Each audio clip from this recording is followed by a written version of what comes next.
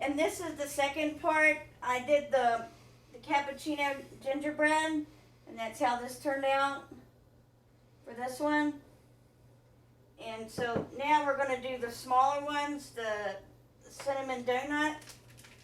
So you just take your piping bag and just go around and around and around. And the same with the other one. And if you want, you can turn it around like this, if it's easier to do. Like that. And put a little bit more on here. Like that.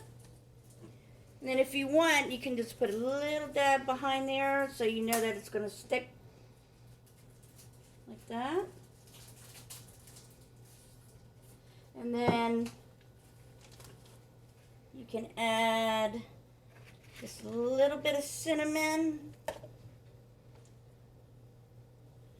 on top of the frosting, like this. And then what you can do, take your little cinnamon donut and then just stick it in like this for your little cinnamon donut, and your cinnamon donut here, just like that.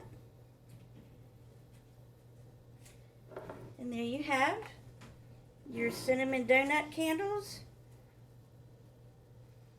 and your gingerbread cappuccino candle. I hope you enjoyed it. See you next time. Bye.